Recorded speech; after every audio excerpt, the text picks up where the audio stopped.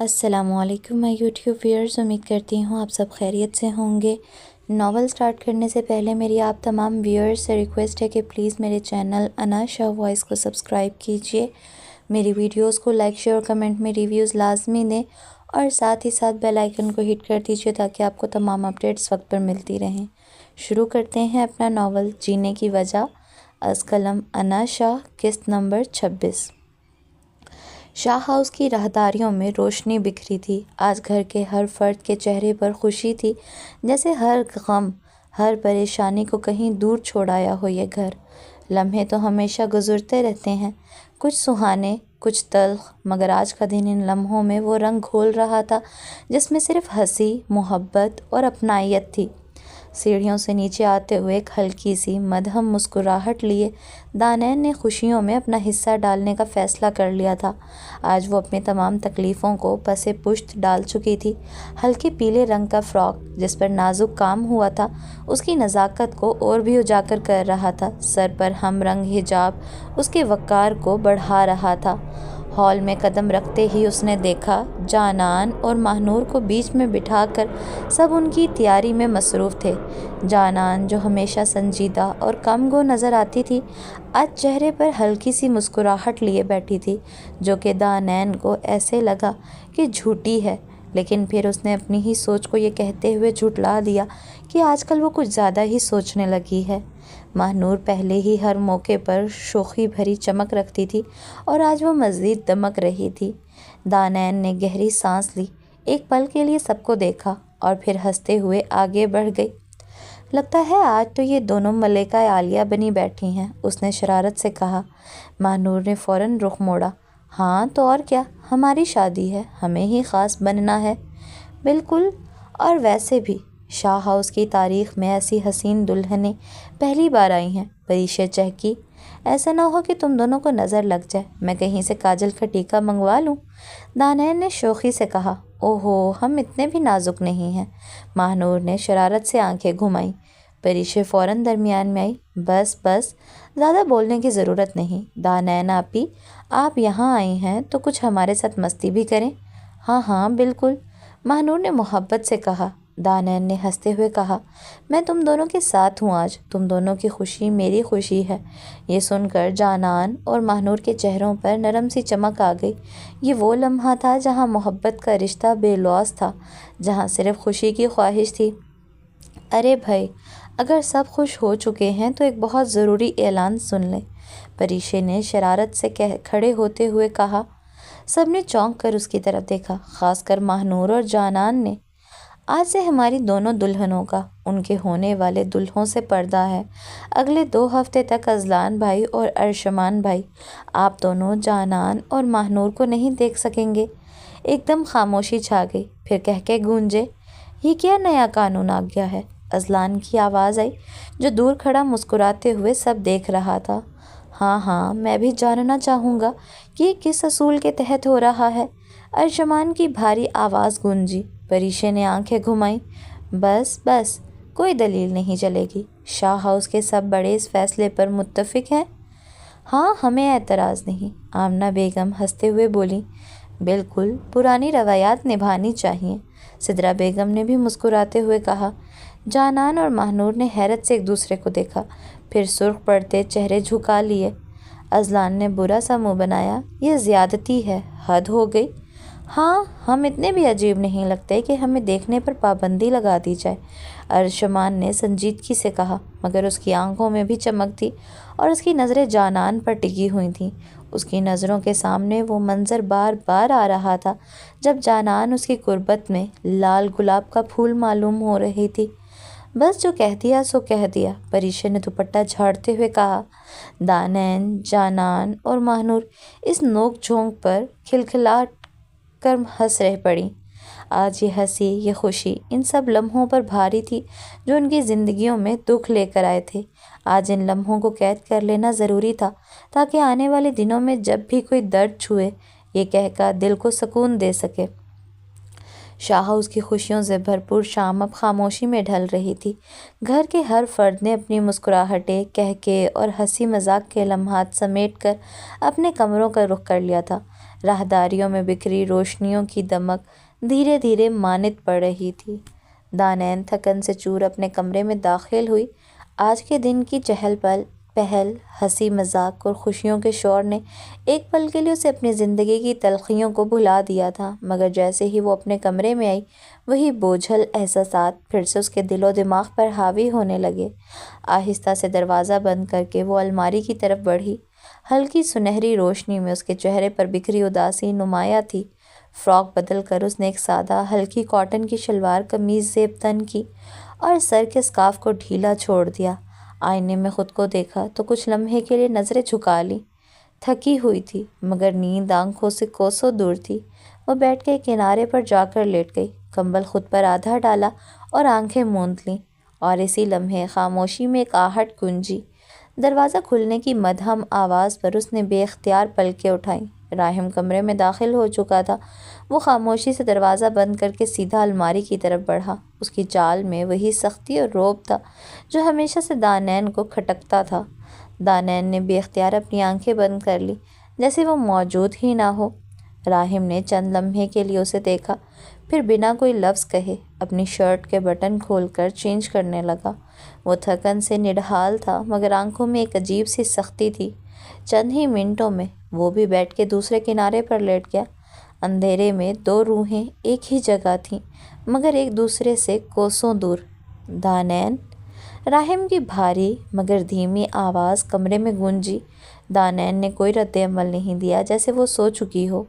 یہ سب کب تک چلے گا؟ اس کی آواز میں ٹھہراؤ تھا مگر اندر کہیں بے چینی چھپی تھی۔ دانین نے ایک پل کے لیے آنکھیں کھولیں مگر کچھ کہے بغیر کروٹ بدل کر دوبارہ لیٹ گئی۔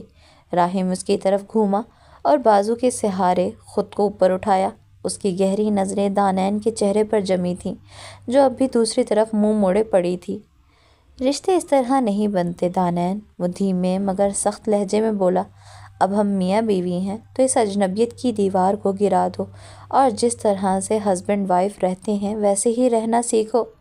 یہ سن کر دانین کی بند مٹھیوں میں سختی آ گئی۔ وہ کئی دنوں سے خود پر ضبط کیے ہوئے تھی مگر راہم کی یہ بات اس کے ضبط کو توڑنے کے لیے کافی تھی۔ وہ یکدم اٹھ کر بیٹھ گئی اور غصے سے راہم کی طرف دیکھا۔ آپ نے اس رشتے کو نبھایا ہے؟ اس کی آواز سخت تھی مگر لرز رہی تھی۔ راہم نے حیرانی سے اس کی جانب دیکھا۔ آپ تو صرف اس رشتے کو میرے سر پر مسلط کرنا چاہتے ہیں۔ کبھی آپ نے مجھ سے میری مرضی پوچھی؟ جب دیکھیں اب آپ اپنا حکم چلاتے رہتے ہیں۔ دانین، راہم نے اسے ٹوکا مگر وہ اب رکنے کے موڈ میں نہیں تھی۔ میں بھی انسان ہوں۔ اس کی آنکھوں میں آنسو تیرنے لگے۔ اور خوب کہی آپ نے، اس رشتے کو آگے بڑھانے کی بات کی تو میری بات سن لیں۔ میں آپ کے ساتھ اپنی زندگی نہیں گزارنا چاہتی، آپ جیسے مغرور اور انا پرست انسان کے ساتھ جسے اپنے علاوہ کوئی نظر نہیں آتا۔ راہم جو اب تک خاموشی سے اس کی باتیں سن رہا تھا، اس کا صبر لبریز ہو چکا تھا۔ وہ غصے سے اٹھا اور ایک جھٹکے سے اسے بیڈ پر گرایا۔ دانین کے لبوں پر دبی چیخ نکلنے سے پہلے ہی راہم نے اپنے ہاتھوں میں جکڑ لی۔ بس بہت ہو گیا۔ اس کے لہجے میں غضب تھا۔ تم نے جو کہنا تھا کہہ لیا، اب میری سنو۔ دانین کی آنکھوں میں خوف کے ساتھ ساتھ بے یقینی تھی۔ تم چاہو یا نہ چاہو یہ رشتہ نبھانا پڑے گا، بھاگنے کی کوئی گنجائش نہیں۔ وہ بمشکل خود کو آزاد کرنے کی کوشش کر رہی تھی مگر راہم کے آہنی شکنجے میں اس کی نازک کلائیاں جیسے بے جان ہو چکی تھیں۔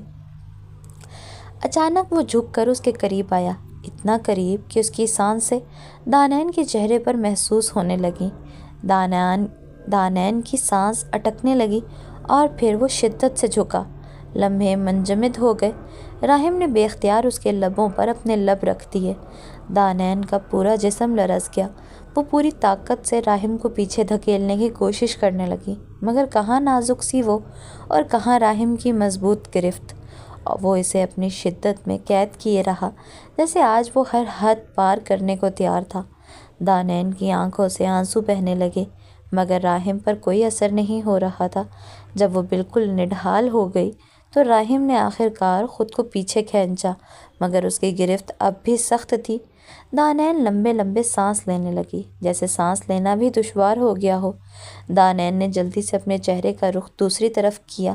راہم کی نظریں اس کے بکھرے چہرے پر جمی تھیں اور اس میں کوئی پچھتاوا نہیں تھا۔ آج تم نے منہ موڑا ہے، آئندہ میری غربت میں ایسا کرنے کی جرات مت کرنا۔ اس کی آواز گرجدار تھی۔ اور یہ تمہاری بھول ہے کہ تم اس رشتے سے آزادی پا سکتی ہو۔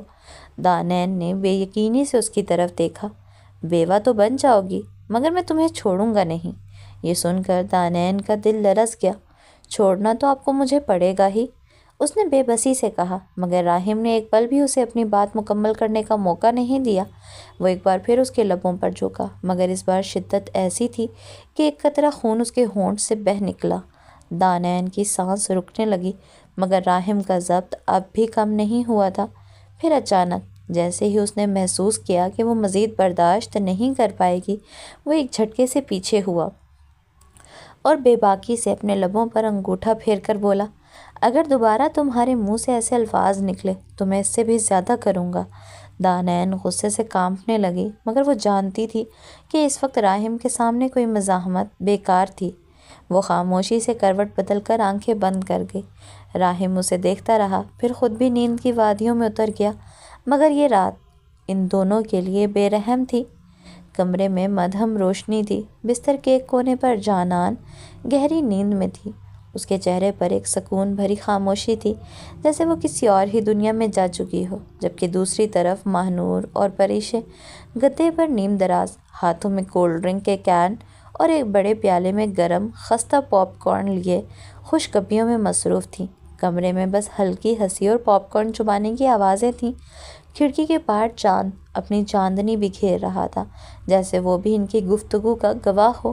پریشے کی آنکھوں میں ایک خاص چمک تھی، وہ ہمیشہ سے ہی تجسس بھری تھی، اور آج بھی ایک ایسا سوال اس کی زبان پر آ گیا جو ماہنور کے دل کی گہرائیوں کو چھو سکتا تھا۔ اس نے ایک گھونٹ کولڈ ڈرنک پیا، پھر ماہنور کی طرف جھکتے ہوئے بولی، ماہنور آپی، ایک بات پوچھوں؟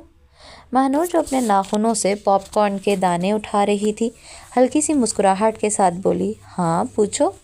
پریشے نے کچھ لمحے خاموشی اختیار کی، جیسے الفاظ کو ترتیب دے رہی ہو، پھر دھیرے سے بولی، آپ کو کوئی اعتراض نہیں ہوا اذلان بھائی سے شادی پر؟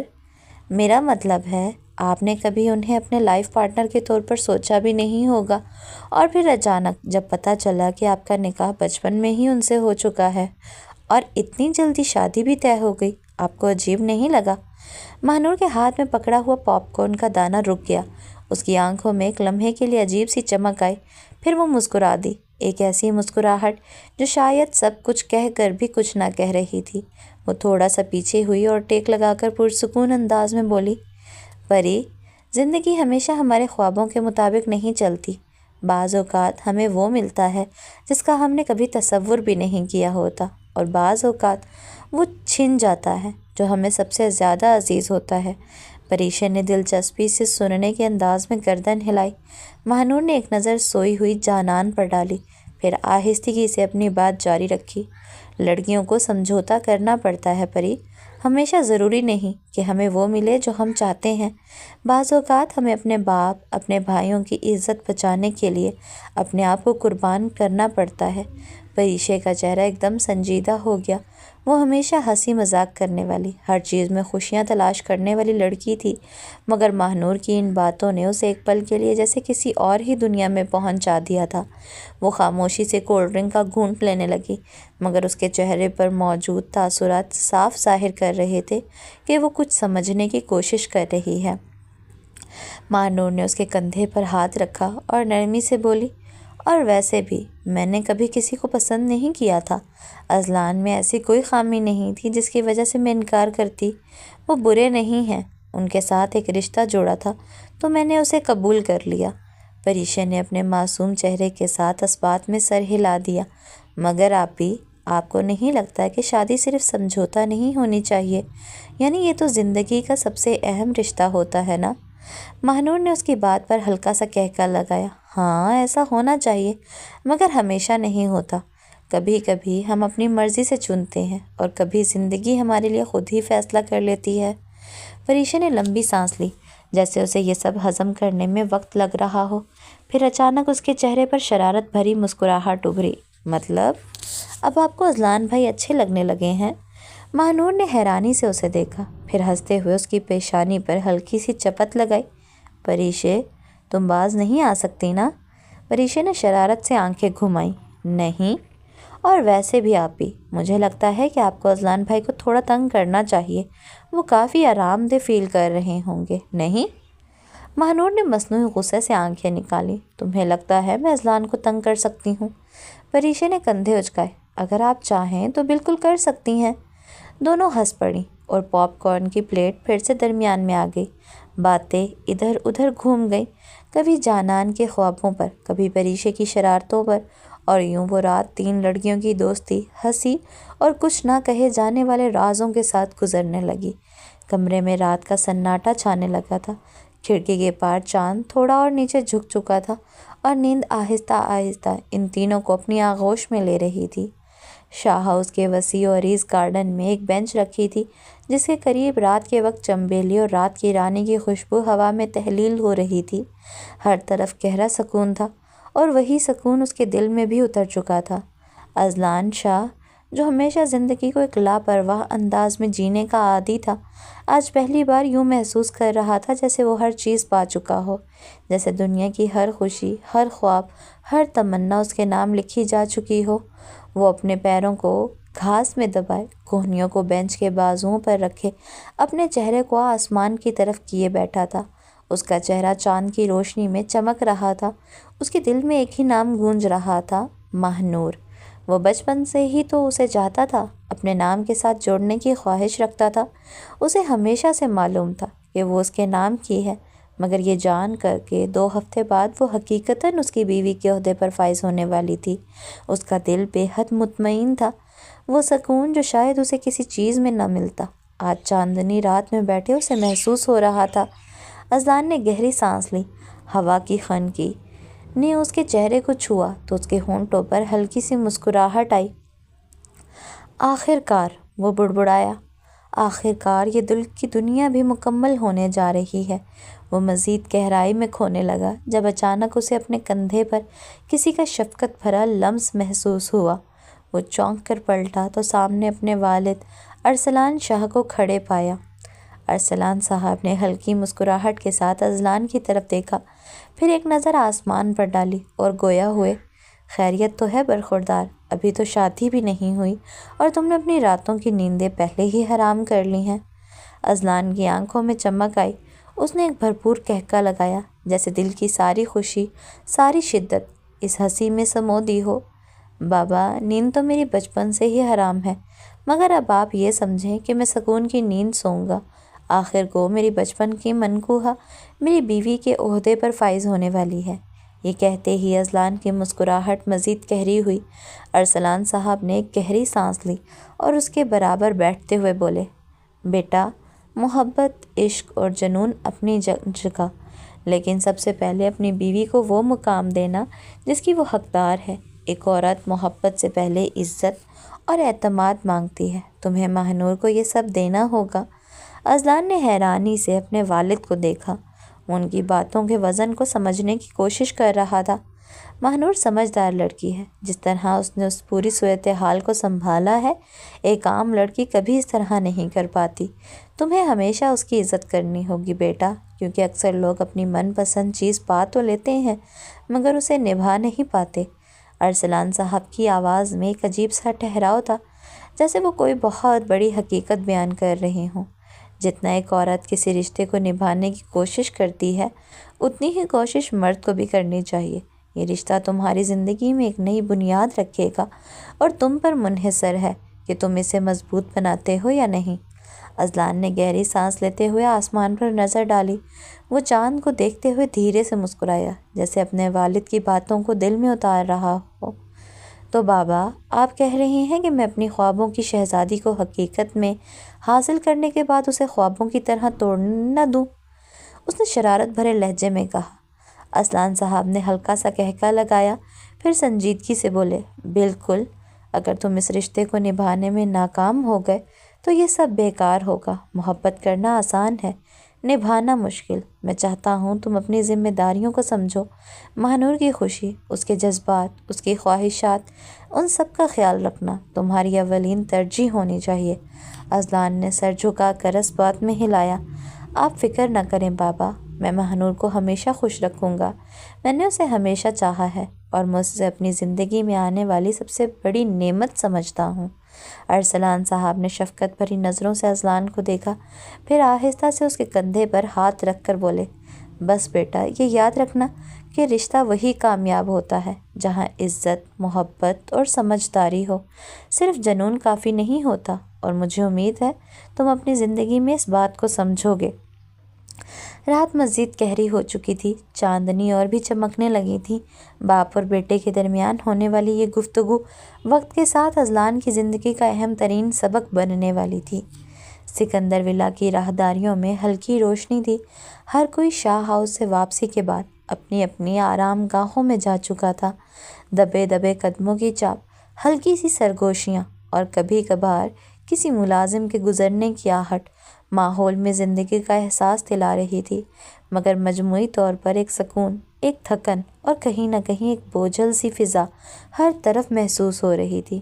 مریم بیگم نے اپنا دوپٹہ ٹھیک کرتے ہوئے آہستہ سے دروازہ بند کیا اور بستر کی طرف بڑھیں، جہاں سکندر صاحب نیم دراز حالت میں تکیے سے ٹیک لگائے بیٹھے تھے۔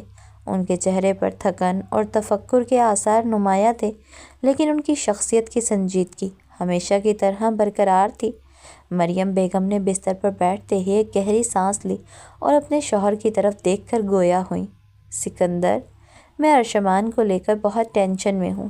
ان کی آواز میں بے چینی کا عنصر تھا جو سکندر صاحب سے چھپا نہ رہ سکا۔ سکندر صاحب نے نظریں کتاب پر مرکوز رکھی، مگر ان کے ہاتھ کی گرفت ہلکی ہو گئی۔ وہ جانتے تھے کہ ان کی بیوی کے دل میں کچھ نہ کچھ ضرور چل رہا ہے، ورنہ وہ یوں رات گئے بے سبب پریشان نہ ہوتی۔ کیوں، کیا ہوا؟ انہوں نے کتاب بند کر کے میز پر رکھتے ہوئے پوچھا۔ بس دل گھبراتا ہے، عجیب سا محسوس ہوتا ہے جیسے ہم نے جانان کے ساتھ کوئی زیادتی کر دی ہو۔ ارشمان نے ضد کر کے رشتہ تو جوڑ لیا، لیکن پتہ نہیں کیوں مجھے ایسا لگتا ہے کہ وہ خوش نہیں ہے۔ مریم بیگم کے چہرے پر فکر مندی تھی، ان کی انگلیاں بے ساختہ دوپٹے کے پلو کو مروڑنے لگیں۔ ان کا دل نہ جانے کیوں اس فیصلے پر مطمئن نہیں تھا۔ جانان کی بڑی بڑی خاموش آنکھیں انہیں مسلسل یاد آ رہی تھیں، جیسے وہ کوئی انکہی فریاد کر رہی ہوں، جیسے وہ کسی اور دنیا کی باسی ہوں اور اسے زبردستی اس رشتے میں باندھ دیا گیا ہو۔ سکندر صاحب نے ایک ہلکی سی مسکراہٹ کے ساتھ ان کا ہاتھ اپنے ہاتھ میں لیا۔ بیگم، ٹینشن لینے کی ضرورت نہیں ہے، شادی ایک ایسی ذمہ داری ہے جو اچھے اچھوں کو سیدھا کر دیتی ہے۔ ارشمان پر بھی جب سب ذمہ داری پڑے گی تو وہ خود سیدھا ہو جائے گا۔ مریم بیگم نے اپنے شوہر کی طرف دیکھا، جیسے ان کی بات سمجھنے کی کوشش کر رہی ہوں۔ ان کے چہرے پر یقین کے بجائے بے یقینی کے تاثرات تھے۔ یہ سب پرانی باتیں ہیں سکندر، آج کل ایسا کچھ نہیں ہوتا۔ اگر ایسا ہوتا تو آج کی لڑکیاں شادی جیسے رشتے میں کمپرومائز نہ کر رہی ہوتیں۔ سکندر صاحب نے ایک گہرا سانس لیا۔ وہ جانتے تھے کہ ان کی بیوی بیجا پریشان نہیں ہو رہی، اس کے پیچھے کچھ نہ کچھ ضرور تھا، لیکن وہ یہ بھی جانتے تھے کہ اگر وہ بھی پریشانی میں مبتلا ہو گئے تو معاملہ مزید پیچیدہ ہو جائے گا۔ بیگم دیکھو، تمہاری پریشانی بجا ہے، مگر ہم نے کوئی غلط فیصلہ نہیں کیا۔ ارشمان ہمارا بیٹا ہے، ہمیں اس پر بھروسہ رکھنا چاہیے۔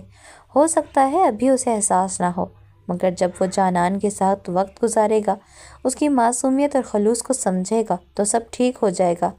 اگر ایسا نہ ہوا تو، اگر جانان نے خوش ہونے کے بجائے خود کو مزید کھو دیا تو؟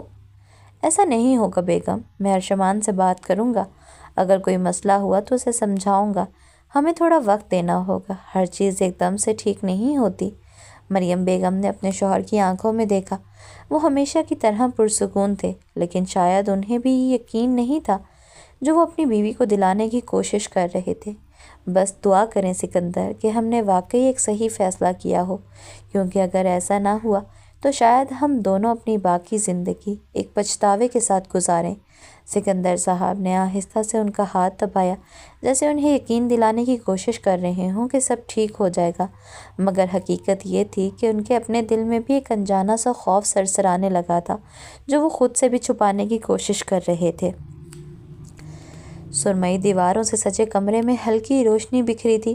سائڈ ٹیبل پر رکھی ٹیبل لیمپ کی مدھم روشنی میں فائل کے صفحات جگمگا رہے تھے۔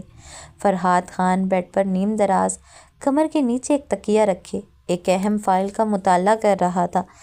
اس کی نظریں کاغذات پر جمی ہوئی تھیں، ماتھے پر ہلکی سی شکن تھی، جیسے کسی پہیلی کو سلجھانے کی کوشش کر رہا ہو۔ دروازہ ہلکے سے چرمرایا اور اگلے ہی لمحے اس کی والدہ اندر داخل ہوئیں، سفید دوپٹے میں لپٹی، نرم مگر فکر مند نظریں لیے۔ وہ بیٹے کو دیکھتے ہی ٹھہر گئی۔ فرحاد نے جیسے ہی دروازے کی آہٹ سنی، سیدھا ہونے کی کوشش کی، لیکن ایک ہلکی سی کراہ اس کے ہونٹوں سے نکل گئی۔ ارے ارے لیٹے رہو۔ اس کی والدہ نے جلدی سے آگے بڑھ کر اسے روک دیا۔ ابھی زخم بھرا نہیں ہے، اور تمہیں پھر سے یہ فائلوں میں گھسے دیکھا تو میری جان ہی نکل جائے گی۔ فرحاد ہلکی سی مسکراہٹ کے ساتھ اپنی ماں کو دیکھنے لگا۔ اس کی آنکھوں میں وہی بے انتہا محبت چھلک رہی تھی جو ہمیشہ سے تھی۔ اماں، آپ تو میرے بیچارے کام کے پیچھے ہاتھ دھو کر پڑ گئی ہیں، وہ مدھم ہنسی کے ساتھ بولا۔ یہ میری قسمت میں لکھا تھا کہ گولی لگے تو لگ گئی، اس میں اتنے پریشان ہونے کی بات نہیں ہے، اور اب تو میں بالکل ٹھیک ہوں، صحیح سلامت آپ کے سامنے موجود ہوں۔ اس کی ماں نے خفگی سے اسے گھورا۔ بیٹا، بے شک تم ٹھیک ہو، لیکن قسمت ہمیشہ ساتھ نہیں دیتی۔ تمہارے اس کام نے میری نیندیں حرام کر دی ہیں۔ آخر کب تک تم اپنی جان خطرے میں ڈالتے رہو گے؟ فرحاد نے انہیں شرارت بھری نظروں سے دیکھا۔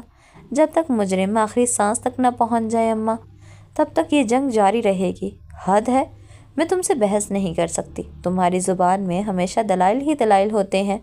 وہ سر جھٹک کر بولی اور بیڈ کے پاس بیٹھ گئی۔ تمہیں کیا لگتا ہے میں نے یہ چند تصویریں کیوں لے کر آئی ہوں؟ انہوں نے اپنے ہاتھ میں موجود تصاویر فرحاد کے سامنے کر دیں۔ فرحاد نے بھویں سکیڑیں اور تصویریں لیتے ہوئے حیرت سے اپنی ماں کی طرف دیکھا۔ یہ کیا ہے؟ کچھ اچھی لڑکیوں کی تصویریں ہیں، ان میں سے پسند کر لو، میں جلد ہی تمہاری شادی کرنا چاہتی ہوں۔ فرحاد کی آنکھیں حیرت سے پھیل گئیں۔ اماں یار، کیا ہو گیا ہے آپ کو؟ آپ تو ایسے کر رہی ہیں جیسے راتوں رات میری شادی کروانی ہے۔